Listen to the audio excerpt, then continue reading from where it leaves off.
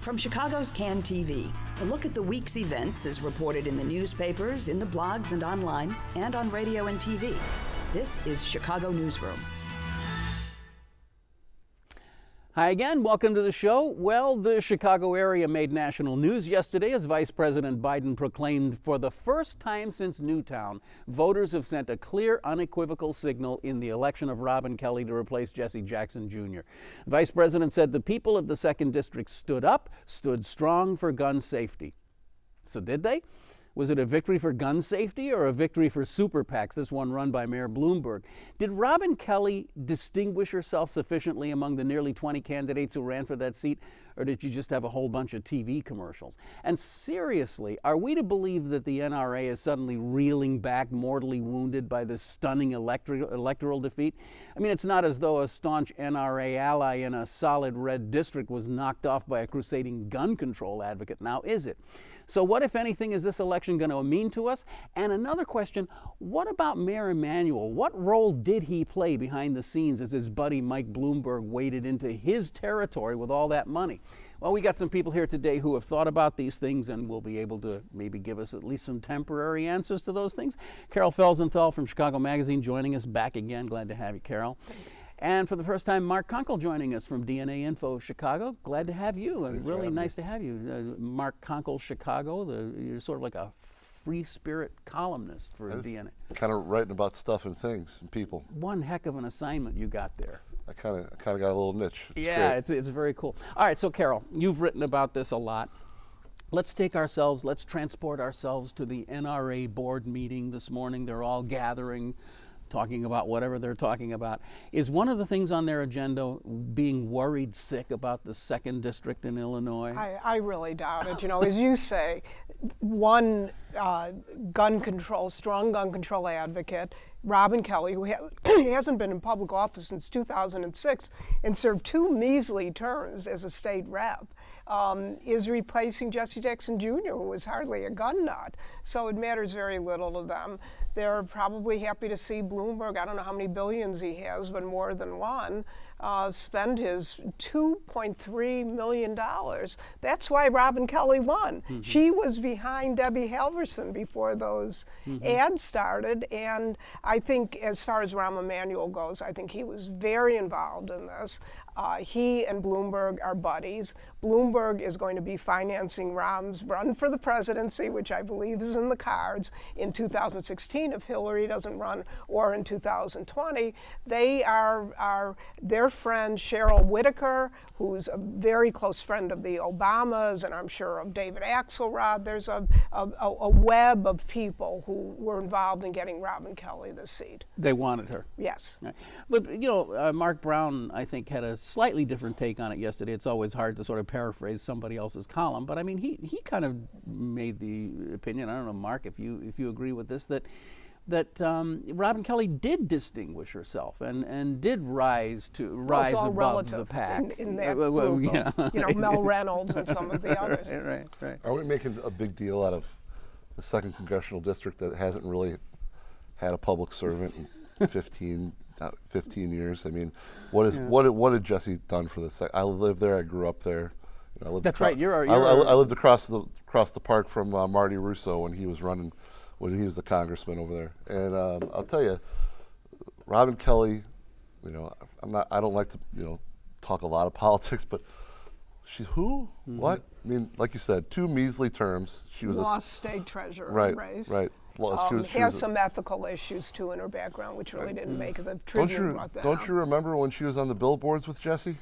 You know, and so this is more of the same. And like you said, all the money that flooded in to get her name recognition out there. Everybody knew that this short primary cycle was a horse race. Yeah. And you know, the more people who saw this horse, the more people voted for. Because that's really about it. It's just and 15% turnout. Yeah. It's hardly anybody's voice. So you would think that people in the 2nd District might have an incentive to want to vote, but also Toy Hutchinson dropping out. Yeah. I saw the hand of Ram in that. I There was see. a lot Okay. of choreography. Can anybody explain to me what happened with Deb Halverson? I mean, we've had conversation here at this table over the last few weeks where there have been people who've said, she might actually surprise everybody because she could sort of coalesce the white vote in the out districts and all this, that, and the other, and that she might actually be a very strong contender. She wasn't. What happened? I just think that her message has been diluted by failed campaigns over the years, and she had her shot, she lost it. I think that She raised $100,000, and $25,000 of it was her own money. Was her own, I Right, read. yeah. She couldn't raise any money. She needed votes in Kankakee and Will County, sparsely populated, didn't get them, Yeah. and she didn't have any kind of base. And those ads that Bloomberg ran, she quipped at her concession speech every 7.5 minutes, which is probably not that much of an exaggeration. Yeah. They were targeted directly at Yeah. her, and she looked pretty unattractive. Well, it's really interesting to me that Robin Kelley won with about half the vote, right? Something like that. Right. And she got 30,000, almost 31,000 votes. So half the vote is 30,000. So there were only like 60,000 people in the whole district that even bothered to vote. When I went to vote, the place was crickets. Yeah, yeah. I could have voted at. Do you want the electronic? Do you want the paper? Would you like a donut? Do you want to talk about my kids? I mean, there was plenty of time. There was no line. We'll come to your house, pick you Right, up, yeah, we'll mow your grass. You got any friends who want to vote? We don't need to see your ID. Well, that's what Robin Kelley did well.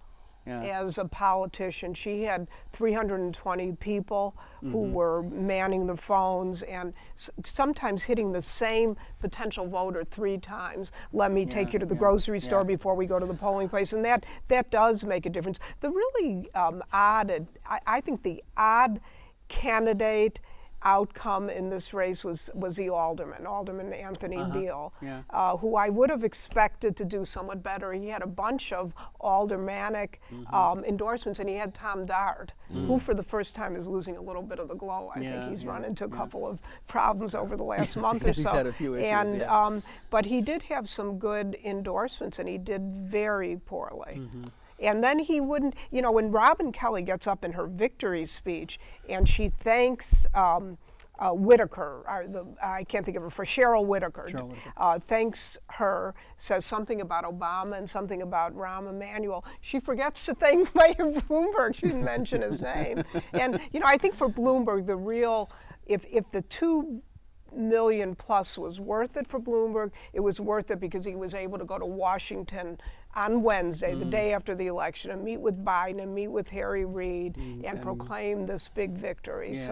PR-wise, it's a victory. I don't know if this is a new media issue. We got a DNAInfo guy at the table here. We've got an independent blogger here. Right. But, I don't believe I saw one of those TV commercials, those thousands of TV commercials that Mayor Bloomberg bought, because, we just don't tend to watch, antenna TV. And I think most people did, though. I guess so. Yeah. I mean, it must be true. And now that it's over, what Robin Kelley has to prove to people in the 2nd Congressional District is that they didn't buy her, that she just isn't a mouthpiece that can be controlled. Right. And, I don't know, frankly, hasn't that who she's proven herself to be in Springfield and, in the past? I mean, she's somebody who owes people a lot, of political capital, and that's not leadership. She has to prove leadership now. Yeah. Well, we don't have to spend the whole time here sitting talking about politics, but there is one other thing I want to ask you guys about, and that's Toni Preckwinkle. Doesn't Toni Preckwinkle coming out of this looking a little weird? I mean, it was her weird. chief of staff. Toni, she didn't back her, then she did back her. Yeah, odd. It was a very odd performance by her. But Toni Preckwinkle, remember, she endorsed Joe Barrios. This is getting really into the weeds for assessor. Yeah. And I called her at the time and I said, what's that about? And she really gave me a tongue lashing, as only she could do. She's very, I was really kind of scared. I want to go in the corner after that one. But so she supports Toy Hutchinson. Yeah. Robin Kelley had been her top administrative aide. That was a terrible slap. Somebody persuaded Toy Hutchinson to get out of the race, and I think there you might have seen the secret maneuvering of Rahm Emanuel. And then Preckwinkle goes and endorses Robin Kelley, and probably only crazy people like us will even ever remember that this happened. Maybe that's true. Well, yeah. But the only Robin Kelley doesn't really matter in this race. But really, this was if you look at on a local level, there's the mayor and then there's the Cook County Board President, and obviously Don't like each other.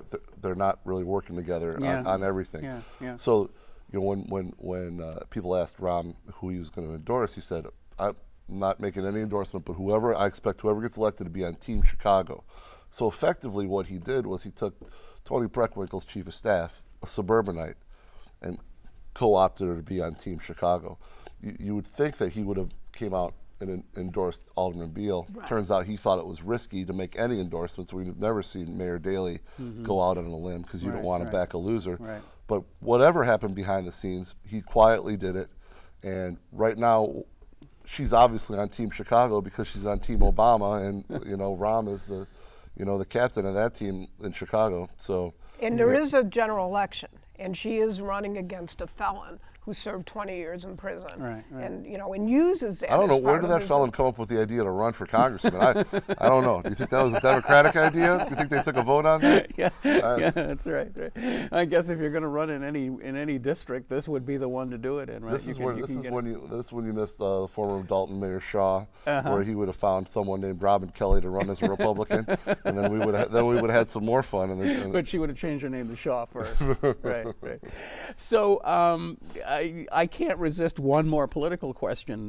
John Cass today has a laudatory column about Bruce Rauner, who he single-handedly, it appears, is going to try to run for governor. I mean, John Cass it's his guy. He wants him to run for governor, and he said that he will fix the schools and he will reduce the size of government, and he gave a big speech to him.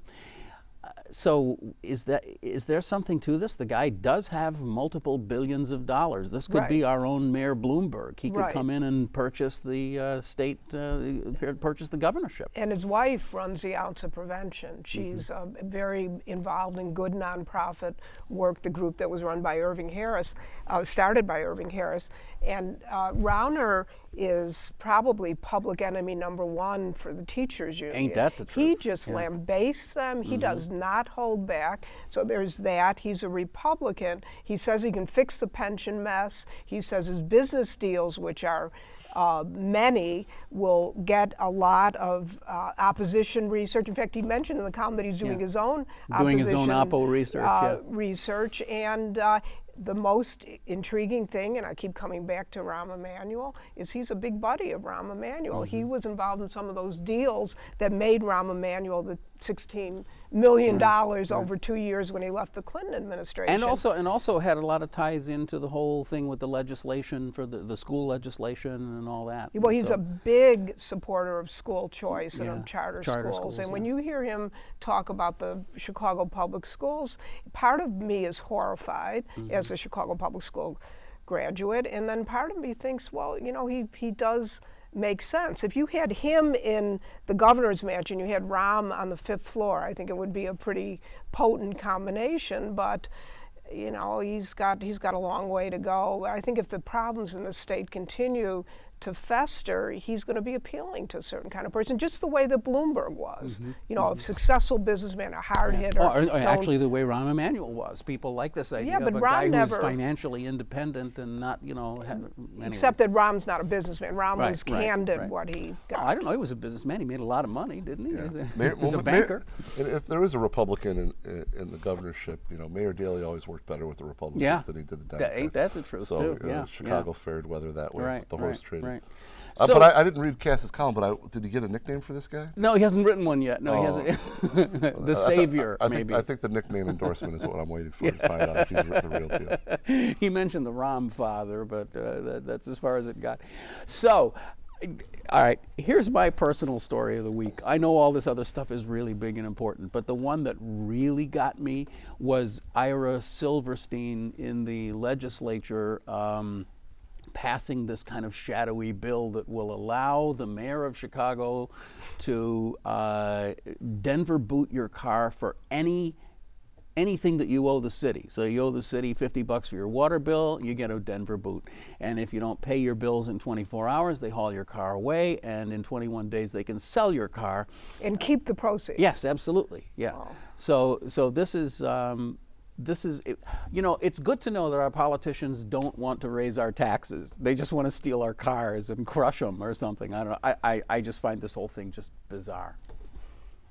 You don't. I can see from the look on your face. I just think that obviously the city needs money, and obviously parking is the way to do it. I mean, it's ridiculous. But as somebody who's had problems with the water department and it's gotten my bills mixed up and gotten other, it's really, it really does have a fascist feel to it, that you are out of control and there's some authority that could take people need their cars. A lot of people need their cars to go to work or to take their kids places. To me it all ties into the whole speed camera thing. It's just sort of like, you're not being stopped by a police officer where you can at least argue a little bit. No, I wasn't speeding. You're being stopped by a robo camera who sends you a ticket in the mail that you can't dispute, and then the next thing you know, there's a boot on your car, and anyway. It'll be a PR disaster, right? I mean, they're gonna boot some handicapped grandma's car, right? And then they're gonna call somebody like me or Mark Brown, and and we'll write about it, and it'll be a PR. If they implement it wrong, it'll be ridiculous.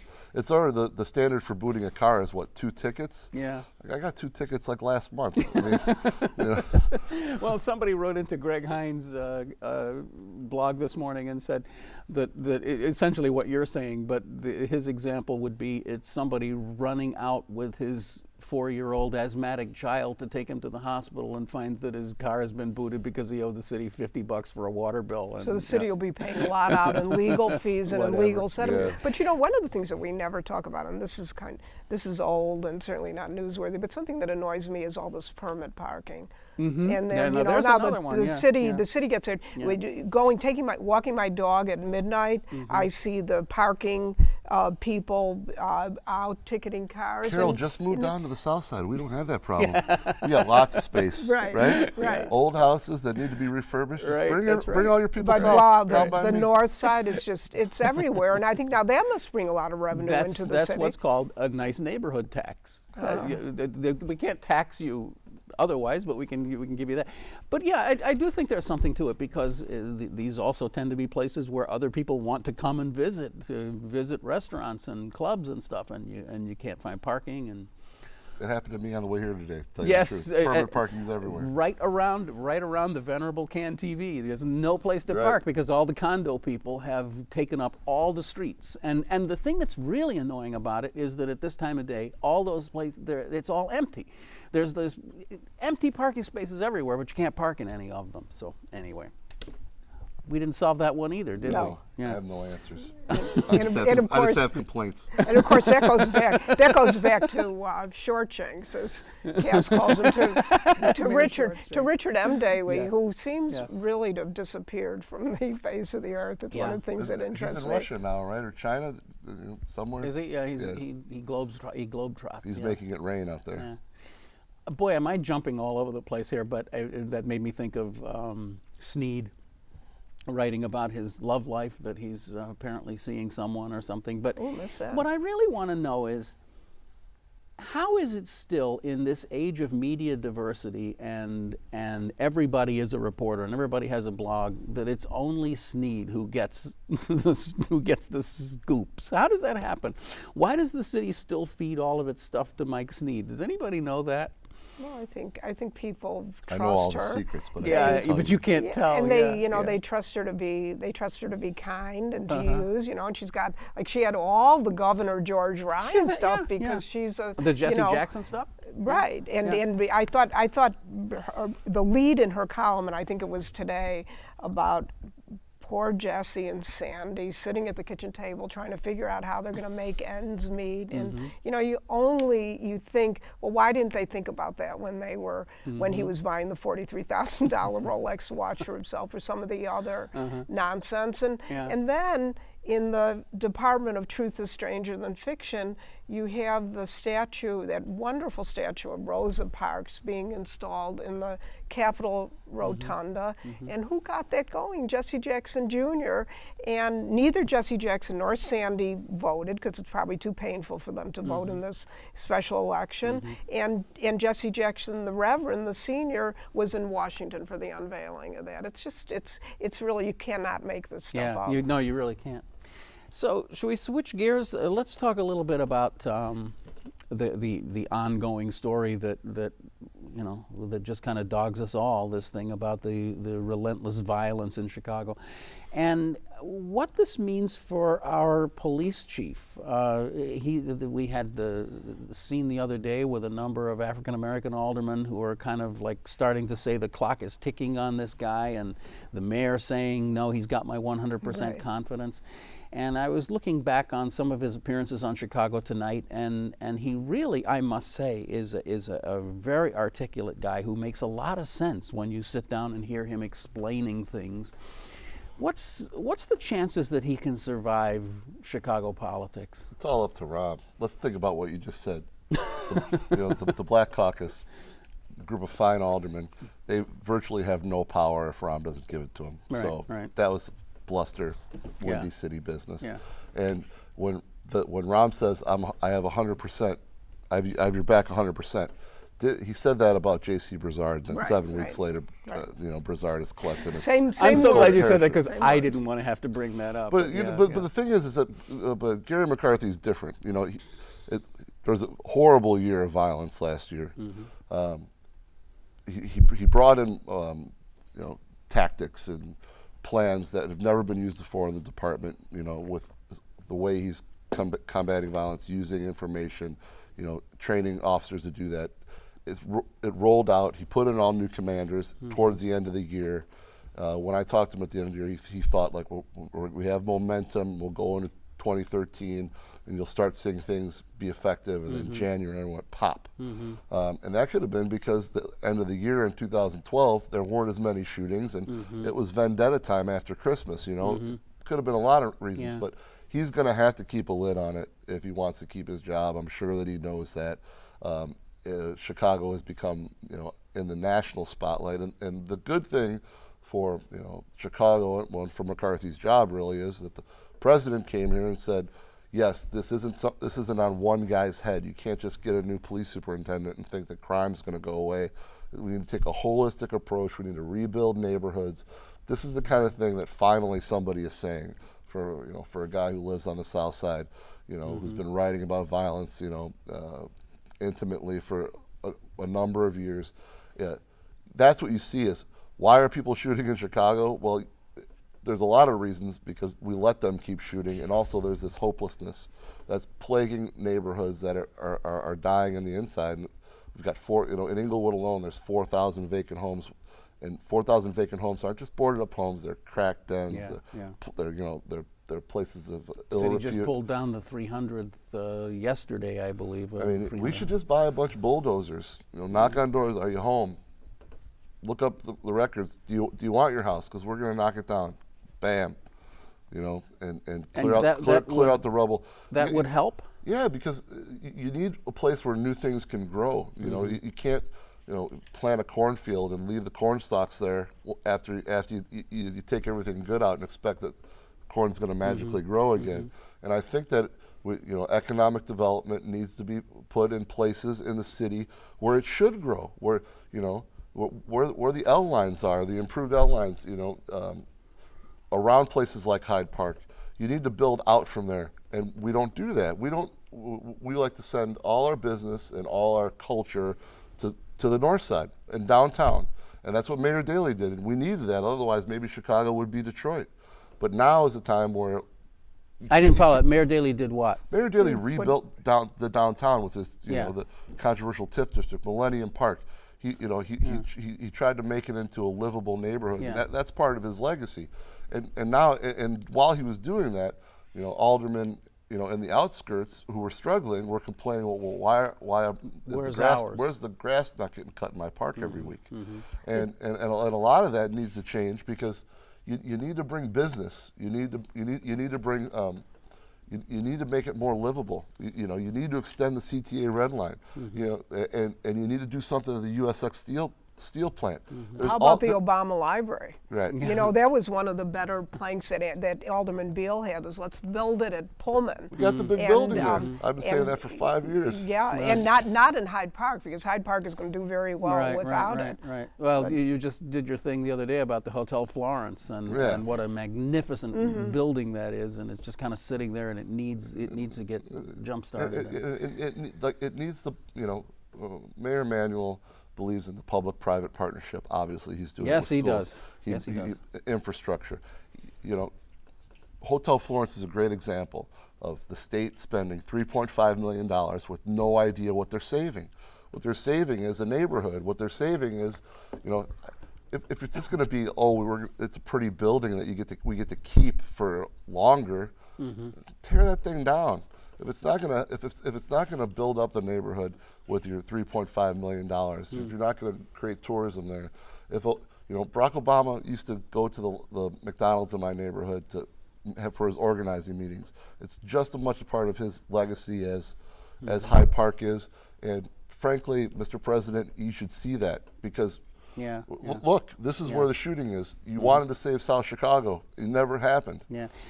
Mark, you as in case our viewers don't realize it, you used to work at the Sun-Times, where you got your Pulitzer Prize for the series that you did on urban violence and mayhem. With Frank Main and With John Frank Kim. Main, yeah, absolutely. And I wanted to ask you about, there's been a series that public radio did on the This American Life show, where they kind of embedded at Harper High School, and one of the things that came out of it was this notion that gangs work differently today. They're broken up into smaller groups, and kids are sort of assigned to gangs by their geography involuntarily, whether they want to or not. They're like cliques. It's like what happened with the Hadia when Hadia got killed.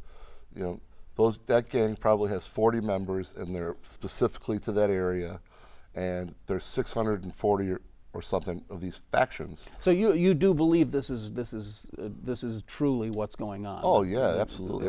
It's a different structure. Linda Lutton from NPR helped on that project, and I used to work with her at the Southtown. She's a great reporter, and that's the kind of stories that need to be told. You tell the big problem with the small, and those kids will tell you that the reason they're in gangs is because they have to walk to school. They got to cross 12 gang boundaries, and sometimes it's not like you join a gang. It's not like you get a piece of paper that you hang on your wall and I'm a gang member. It's all of a sudden you're hanging out with these guys, and then you're one of them, and they ask you to do something, and then when you say no, then they bully you into doing it. And it's not like when I grew up in South Holland, when somebody wanted to try to bully you, you fought back. Now it's like they've got a whole organization behind them.